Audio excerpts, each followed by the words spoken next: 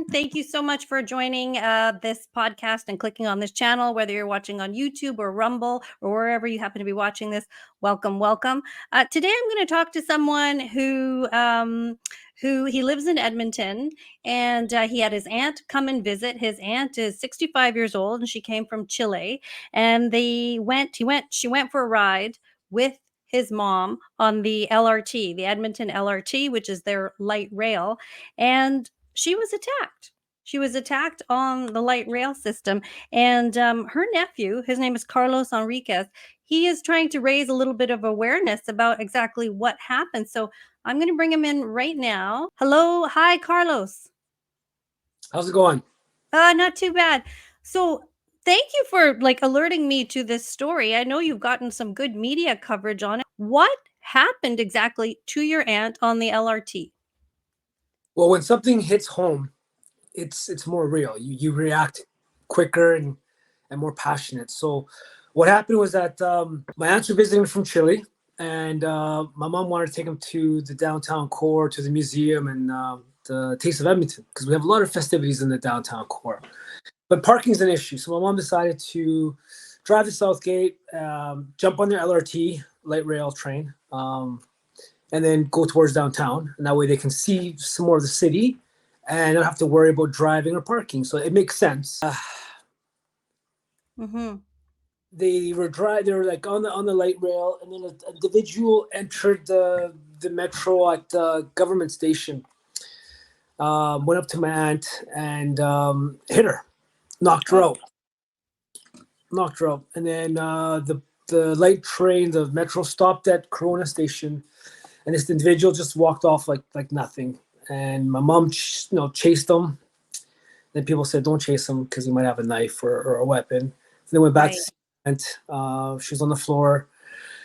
The conductor stopped the train, called the ambulance, the police, but the guy got away. Right, so he walked on the train.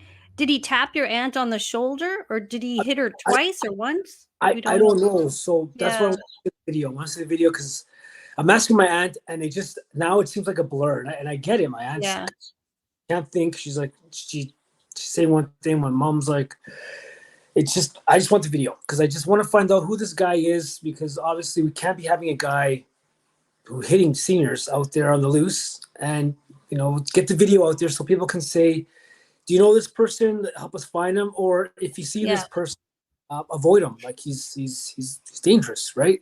He hit her, but did he punch her unconscious? So I think he elbowed her and punched her. So got hit in the side and she collapsed. It's just unfortunate. And the fact that the more I've been looking at it, talking to people, the metro, like our LRT system, is very dangerous. They dropped the non-loitering bylaw, so now it pretty much takes away all the power for peace officers and police, allows anyone to go into the metro, do whatever, and there's no control. And my big concern is that Heritage Days is coming around the corner this weekend. We have one of the best multicultural festivals in the world. I'm going to say probably top 5 in the world. There's about 50 tents or maybe more. I'm not sure how many participants are going to be because I know COVID, a lot of tents weren't there, but there's a lot of tents. A lot of people be coming from out of town, from out of country. Who knows? So my concern. And you don't want to see this kind of thing happen. This guy just came up, basically hit your aunt. She was concussed. She's 65 years old. She's visiting from Chile to Canada, which is like a developed country where you don't expect first world country. First world. For this to happen. And when I heard about this, I thought maybe this was a junkie who robbed her, took her money. But no? She wasn't robbed, so that's the thing, right? I mean, with this whole thing, I just want to make sure that people are safe, especially for Heritage Days, that, a lot of people be riding the LRT. Because we used to have that festival over at Harlech Park, but now it's under construction. They're doing a big revamp. So now they're moving it to Borden. And Borden's downtown, and pretty much the majority of people will get there with LRT. So my concern, what is the city doing to guarantee the safety of our citizens, our visitors, and out of town guests? Because I mean, Right. I'm showing a picture of your aunt right now. There she is. It's just like she's such a sweet lady. Like who yeah, would just come up and hit her? I mean, but things happen. And Global actually did a story on this, and you did get some mainstream coverage on this, which is good because obviously it wasn't a COVID story. If you had phoned them about something else, they wouldn't give you coverage. But I'm glad you got some coverage. And that's your main message is that you are worried about people's safety. Like this. And so is like a rising problem in Edmonton, from what well, I understand? from what I'm reading now and talking to people, because the outpour of people reaching out to me was incredible. They all said that a lot of people have similar experiences. They feel unsafe. The downtown core is dangerous. And I just tell people, hey, listen, if you feel unsafe, contact your city councilor, contact your MLA. Let the city know that it's not safe because the city wants to address this by. I don't think it's good, but just this COT system or trying to do stuff, it's not working. It's not working. Um, After they Mhm. dropped that non-loitering bylaw, it's crime has spiked. My big issue is that we're trying to expand the LRT across the whole city. So we're putting a lot of money into this LRT, but how much money are we putting into safety? I mean, transport. I mean, that should be up there too, because a lot of people ride this. A lot of accidents in transportation. Security and safety should be top notch. Should be the number one thing going on, right? Yeah. Especially having other people riding the public transit. It's public people riding on it. It's one thing if you ride a private, you go somewhere else that's you do stuff on your own, or if you go in a back corner or walk in a dark alley, that's on your own. But when you're in a government building and you're on a LRT, which is owned by the city, and you pay on there, once you pay a fare, you should be safe on that fare. Public transit, you kind of are on your own when public transit, like we have the SkyTrain here in the Lower Mainland in British Yeah, Columbia. You can be on there. There could be all kinds of rowdy dudes around you or sketchy looking people, but you feel vulnerable. You go down the steps, into the where you catch it, and you're kind of by yourself. There is a phone there. You can phone. I mean, but who's going to answer the phone? I mean, yeah, no. So you, with that non-loitering bylaw, I mean, mhm. before you used to you had to pay to get in, and it kind of like left some of the riffraff out. Now it's like Yeah. get in, and they can't kick them out, so they just stay there and they do stuff. Yeah. That's the issue, right? I mean, it's like someone comes into your house, you invite them in, and you take care of them. But when that door's open and just people start walking in, you have no control of who comes in and no safety. So that's got to change, right? Yeah, because we pay taxes for what? I don't know what we pay taxes for, but like you have to employ light rail service staff to at least have maybe one guard or something on the platform Or or just even something.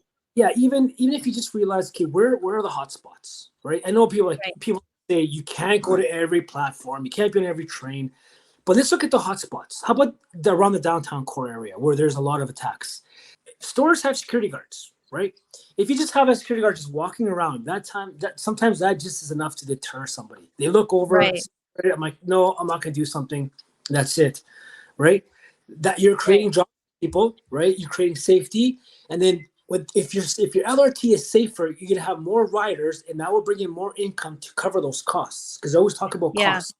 I mean, they have security guards in the Walmart. They have them in the superstore. Like they have them in grocery stores. They don't have them on the LRT. Your mother and your auntie. How are they feeling now? I mean, something has soured. This vacation got soured, right? It's people come to a country to see the best they have to offer. Unfortunately, Edmonton showed its ugly side. And it's unfortunate because, I love to travel. People love to travel. If I was to go somewhere and someone said, hey, don't go to this area because it's dangerous, I'm like, hey, thanks for the heads up. Perfect. At least I know. What do we do when people show up here? Like, oh, take the LRT at your own risk with all these festivities. I mean, is that where we're at? It doesn't make us look good, right? Right. Considering even Global even asked my aunt, does she take the metro in Chile? She's like, all the time. She's like, what's Mm, like? It's safe. It's clean. I feel mhm. secure. Now you don't see any of this kind of stuff. Yeah, I So, know. and It's that's crazy. coming from Chile. People thinking that Canada is a first world country. I mean, we dropped the ball somewhere. Let's pick it up, figure out where we went wrong. We because we think we're a first world country, but here in BC, we close down mental institutions that people need to be at. I mean, if this person that clocked your auntie hit her in the face and knocked her out, but didn't take her money, it's obviously somebody that has a mental problem that shouldn't be walking the streets. But we close down all our mental institutions and have these people have nowhere to go. People that shouldn't be on the street. Now, I understand you're trying to get the video. There's video cameras everywhere. There's a delay. Well, what's that been like getting the video? So there's a lot of footage. I've called the transit a couple times. They tell me they can't release it. The police has to release it. My mom went and made charges. I contacted a couple. I made a few calls. I don't want to name anybody in case I don't want to get anyone in trouble or myself. But I called a few at the constable that gave me his card. I called him a couple times, left messages, called again the police, and no one's calling me back. They can't release it. I called my city councilor, Eric Paquette. They were supposed to work on it. Talked to Peggy White at MLA. I reached out to a couple of reporters. They were going to ask for it. They were all asking for this, and they couldn't do anything. So I talked to a lawyer. He's like, we'll try to get it for you. So Right. it shouldn't The be. Edmonton Transit Service, they can release the video, and they usually release it to the police, and usually newsrooms can get a hold of this stuff. So, and then we could see who the person was. We'd have a description at least. Exactly. That's my main concern. I mean, my aunt said that her being attacked was unfortunate. But she says, out of all this, if at least they can catch this guy, that never happens again, then something good came out of it. I mean, That's right. even she was in pain, she's looking on the bright side. So I said, you know what, Yeah. her And overall, she was concussed, but is she okay now? How is your aunt doing? she's in a lot of pain.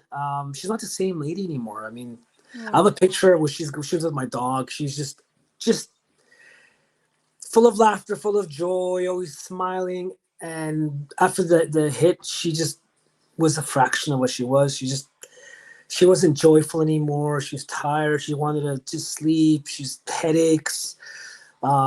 She was scared. She woke up with nightmares. She just wanted to go home. She just didn't want to be here anymore. She didn't feel safe. And I asked my mom, I was like, you ride the LRT? She's like, never again will I ever ride transit. It's like, she's like, what I saw and felt and see my sister getting knocked out is like, she's like, never. I was like, this is Canada. That this shouldn't happen, right? Wow, that's And sad.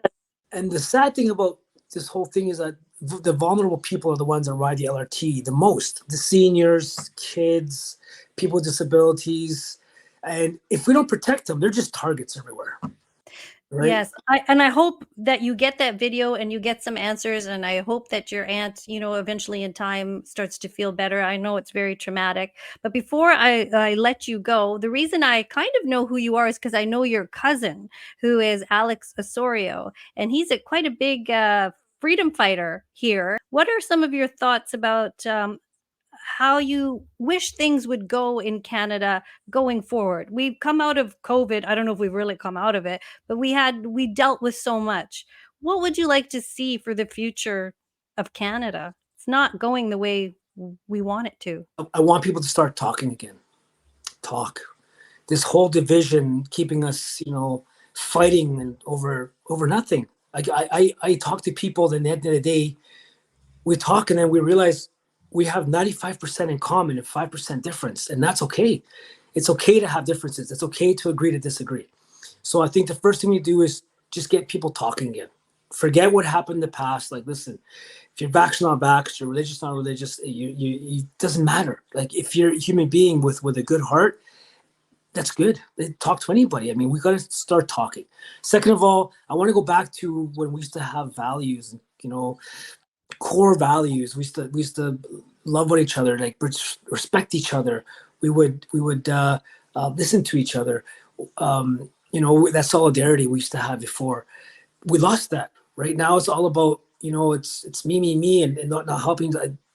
As Canadians, we were known as peacekeepers. I'm also a veteran, but we're known as peacekeepers. We're known as people that go out there and help. But along the line, where do we lose that? Right? Mm-hmm. I mean, people know Canadians for being generous, kind, great people. But then I think along the line, we just lost that. I want to get back to that. I think if we go back to that being And who, I don't know how to get there. I think just talking and maybe voting people in or making changes, who knows, right? Yeah. I'd like to see us talk again and stop bickering over stuff that doesn't matter. We have bigger fish to fry, right? So stop fighting over small stuff. Let's unite and then just get Canada back to where it's supposed to be. Let's work on our economy. Let's work on our education. Let's work on our health system that's failing a lot of these kids who might be doing some of this stuff here. The first part of fixing something is realize something's broken. Like, okay, the LRT is not safe. Once we realize that, we can only fix it. I would agree with that. Just talking. That was a very good message and something that people need to hear. We've bickered long enough. Now let's put that differences down and let's move forward. Carlos, thank you so much. All the best to your family. I hope everything gets better. And when you do get that video and we do find some answers, call me back and we'll do an update. Okay? Absolutely. And I tell people you Okay. catch more flies with honey. So just keep loving people, keep being honorable. Karma's beautiful. Just throw love out there and love comes back. I think we need Yeah. Thank other you more. so much. I think we all needed to hear that. It's tough out there. Thank you so much.